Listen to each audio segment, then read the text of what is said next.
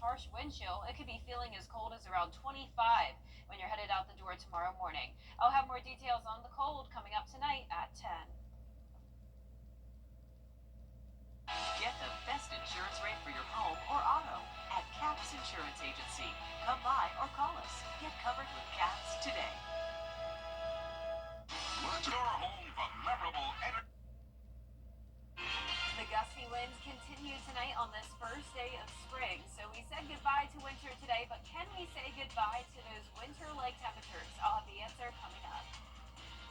And now at 10, the Georgia Department of Transportation is seeking feedback on a proposed roadway project, how the new roadway will help drivers stay safe.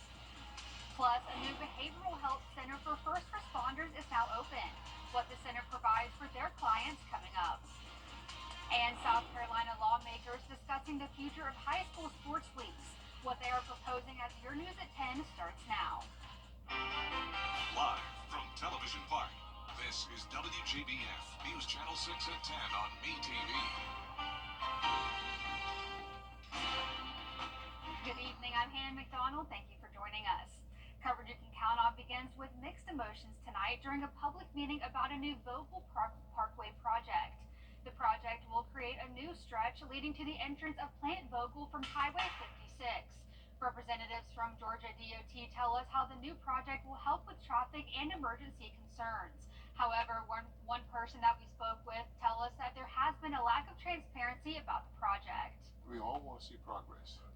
The issue is not that we don't want to see progress. The issue is that progress should be fair, and it should not allow individuals and the public to be taken advantage of simply because the government can strong arm an individual. So this will help get people on and in and out of Plant Vogel quicker, emergency response, like if they have to leave the plant. It also gets them to and from Augusta and Waynesboro a lot quicker.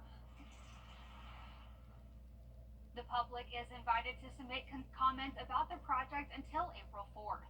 For a link on how to do that, visit our website at WJBF.com. The first of its kind nonprofit behavioral health center made for first responders holding its grand opening in Augusta. I got the chance to learn what makes this facility so unique. Valor Station was made for first responders by first responders to support clients who may have developed behavioral health issues from exposure to traumatic events. You can now apply to stay in their supportive housing available next door to the treatment center located at 404 Telfair Street. The process to have a permanent building took nearly 7 years. There's been a lot of back and forth with trying to get zoning at different places, and then it just kind of all worked out to here.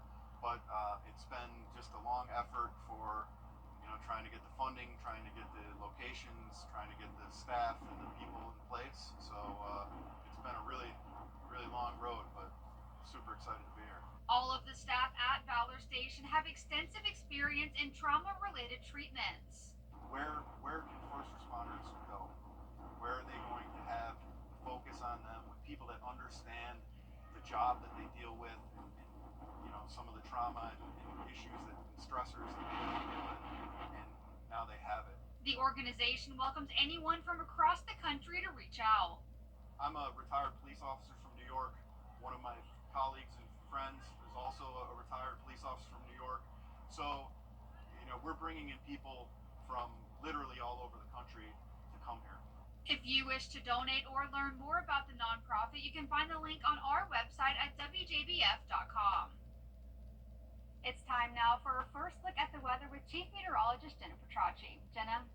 Well, Hannah, we started out this first day of spring with a little bit of rain. Nothing significant, but the ground was pretty much wet everywhere with a trace amount of rainfall in every county here in the CSRA. And right now it's dry, but look at the winds. You can see the American flag blowing quite a bit here on our Terry Lambert Hyundai Skyview cam over in Emmanuel County. The winds are coming in from the northwest, bringing in some cooler air tonight, still sustained up to around 15 to even 20 miles per hour. And those wind gusts are now surpassing 20 miles per hour. We're seeing 31 in Crawfordville, 32 in Washington, 29 in Evans, 28 in Aiken, and Bamberg. You're seeing 33 mile per hour wind gusts. Look how much cooler it is than yesterday, a whole 18 degrees cooler up in Washington. So even though it's the first day of spring, the temperatures are not on board. We're sitting down in those upper 40s already in Aiken, 48 degrees, 49 in Evans, Allendale 49 in Edgefield, and 48 in Crawfordville. Dew points have fallen down to the upper 20s and low 30s. A lot of dry air is in place. We do have some high-level cloud cover, but this will break apart overnight, and we'll start our Friday morning nice and clear, so no more rain on the way. Here's a look at your Friday morning. We'll be in the 40s through 5 a.m. and then fall into those mid to upper 30s around the 7 o'clock hour. And even though the winds will settle down a bit, even a little bit of a wind will make it feel much cooler than that. So I'm expecting us to feel like the mid to upper 20s early Friday morning. But the good news is that we have lots of sunshine over the next 3 days, and we're warming up just in time for any weekend plans you may have. I'll have more details with a look at the next 10 days coming up. But back to you, Hannah. President Donald Trump is taking. State lawmakers are pushing a bill to abolish the league that oversees South Carolina's high school athletics. If the bill passes, it will eliminate the South Carolina High School League and replace it with the South Carolina High School Athletics Association. That would be run by 11 people appointed by state politicians. The change would take educators off the governing board and will change how many times a student athlete can transfer to another school. The executive director for the South Carolina Athletic Association, Scott Early, says politicians around the country are getting more involved in groups that govern high school sports. Some of the people on that bill, hadn't even read the bill. So it's kind of one of these things we don't hope to pass, but through it, as always, will create some awareness and a little bit of change and adapt and compromise. Parents and supporters of the league can reach out to their legislators to oppose the bill, and it will only pass if the governor approves it. Back in the CSRA, Augusta wants to show it's serious about combating illegal signs. It's the time of year where illegal signs pop up all over Augusta. If they're in the right-of-way, they could violate city code and state law. The city putting out the message warning businesses owners they could face fines or even jail for their illegal signs. But some city leaders say this needs to be a year-round effort. It needs to be consistently done, not just looking out for what takes place here in Augusta, Georgia in the month of April, but let's look at it from a holistic point of view all year long. I don't want to see signs all year long, let alone just in the month of April. So let's just look at it, take it for what it is, and let's put some boots on the ground and get it done. The city warns that violators face up to $1,000 fine and 60 days in jail. Well, it's been almost 3 months since Eugene Brantley took office as Richmond County's new sheriff. Since he took over, Brantley hired over 100 new employees on his second day in office. He also got a $22,000 check to help with costs involved for canines at the sheriff's office. But one of the biggest challenges and goals he has is to continue working to decrease youth violence. The sheriff says they want to reach young people as early as possible, and that's why he's working on building healthy relationships with Richmond County school leaders. The sheriff is also working with downtown business owners to help reach the youth. He says that effort is imperative with school getting out soon and summertime right around the corner. And a celebration for Dr. Jermaine Worrell is wrapped up at Augusta Tech. Dr. Worrell is leaving Augusta Tech to be the president at Savannah State University. Under his leadership, enrollment reached record heights. The Augusta Tech community came together to wish him well on his new journey. Really until 2022 when we had our first graduation at the JBA, and I got to see those 400, 500 plus folks walk across the stage, shake my hand, and tell me how happy they were to get a credential from Augusta Tech. That is still will be the top accomplishment for me, because what I know is that they're now gainfully employed, they're living a great life, they're making means for their families, and they will be forever blessed. Dr. Worrell served as president since 2020. Gusty winds tonight will make it feel even colder tomorrow morning, but we're warming up for the first weekend of spring. It's going to be great. Then next Monday, we'll have another chance of showers and storms. I'll have your full Viper 6 forecast right after this break. Is your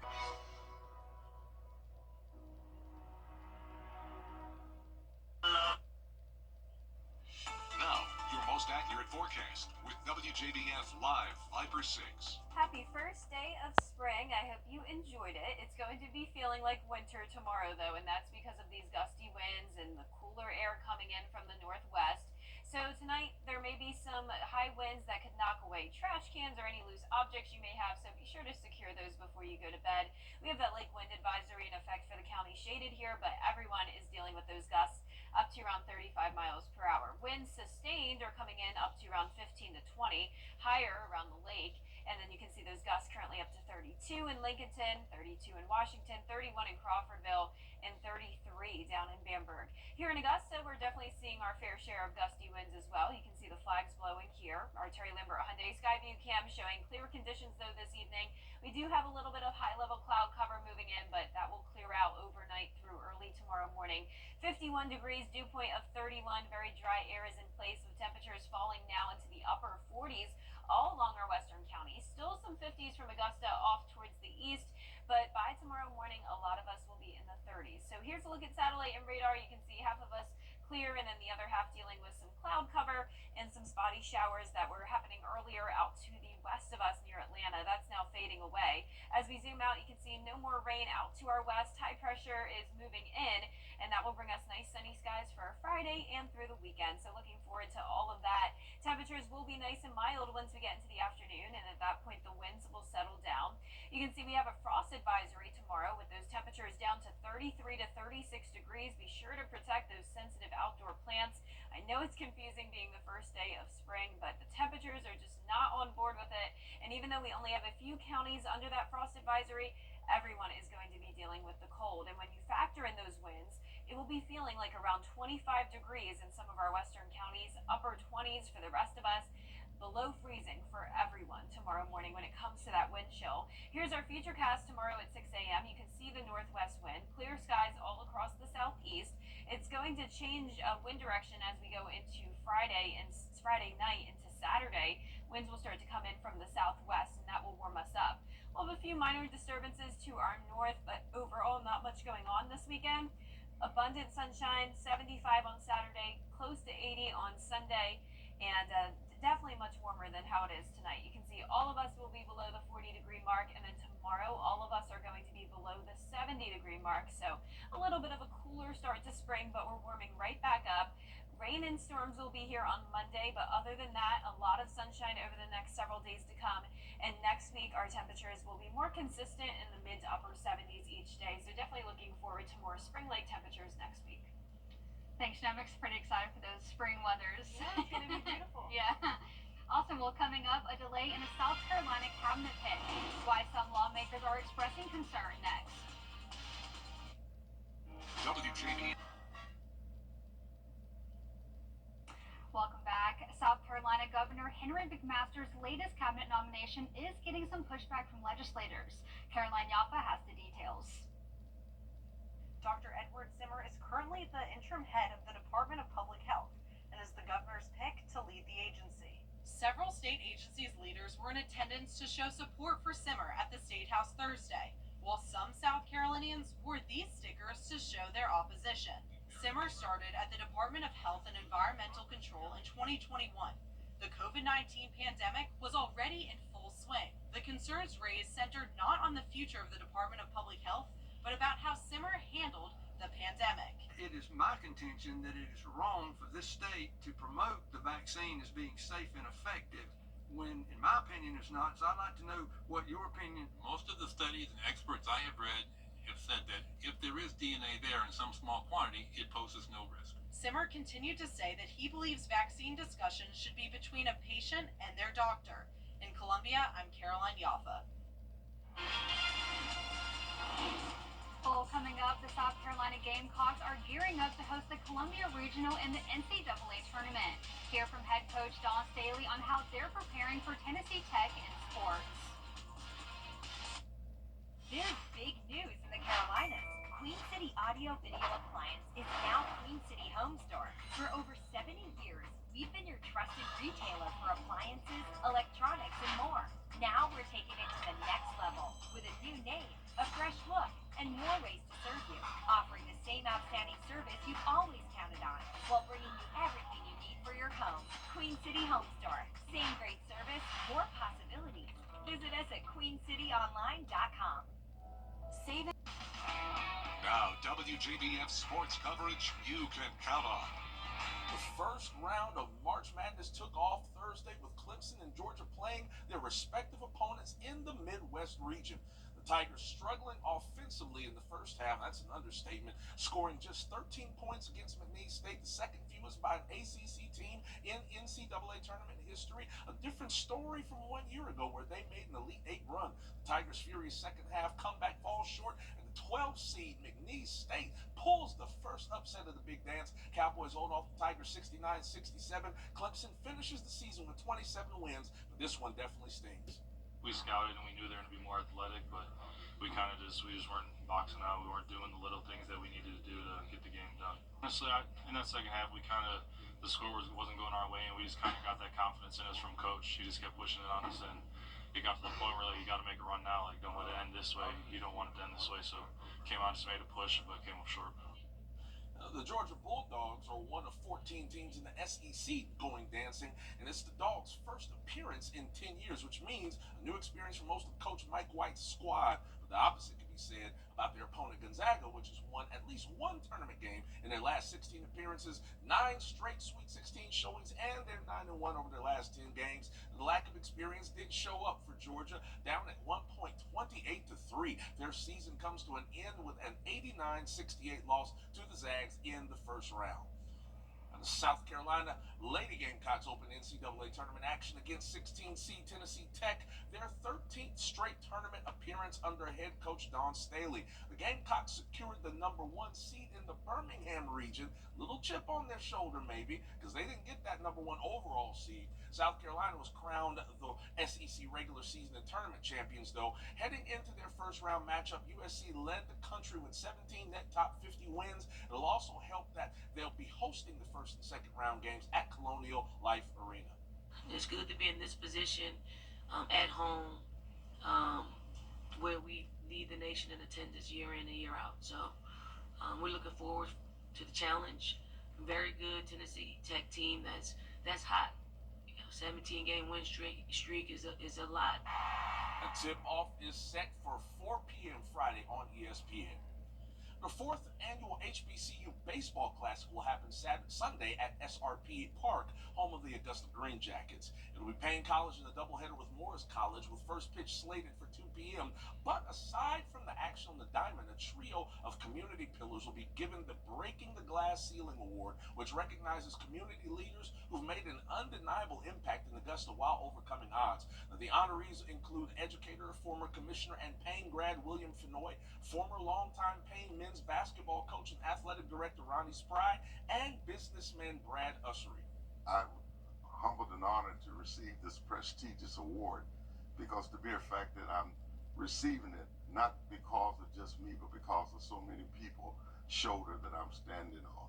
I'm excited. It's always nice to be recognized. It makes you feel special, and especially by a group you respect. I've been in Augusta for 66 years. I love this town, and I can't imagine living anywhere else, but I'm truly in love with Augusta, and I'll do whatever I can to make it grow and be the best city it can be. That's it for sports. We'll be back after this. The CSRA is where we were born, where we live, where we work, where we're raising our families.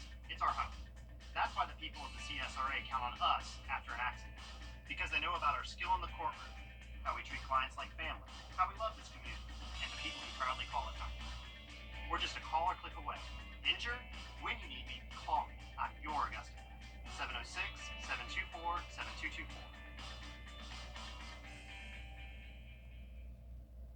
The Giving Your Best Award salutes volunteers of the CSRA for going above and beyond in our community. The Giving Your Best partners congratulate our latest winner, Cecilia Brown. Every fall, she honors her son with donation drives for the Children's Hospital of Georgia. She's also a volunteer for the Leukemia and Lymphoma Society. Giving Your Best is brought to you by Science Co., Piedmont Augusta, Security Federal Bank, and News Channel 6. Get ready to groove Augusta And last but not least is tournament time for college basketball fans, which means many across the country have filled out their March Madness brackets.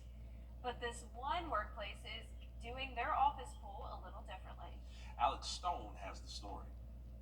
As As always in March, the madness is not only felt on the court, but by millions of people filling out their bracket challenges around the nation.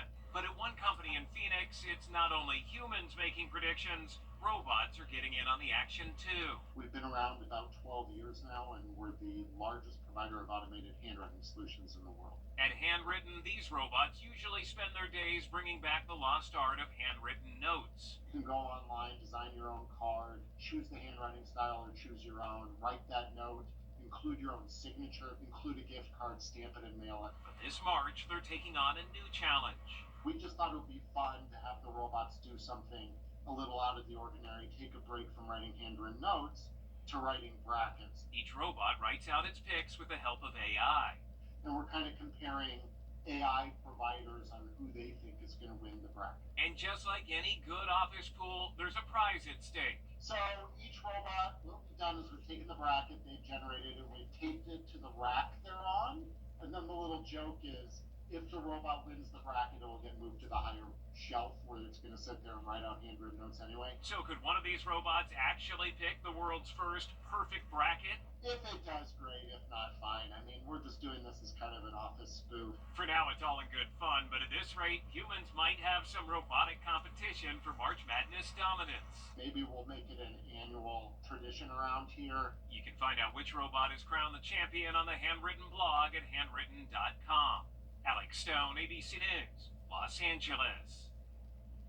Well, we were just talking about how there's some surprising wins tonight, for sure. Hometown representing Omaha, Nebraska, Creighton Blue Jays, baby. Yes, Which sir.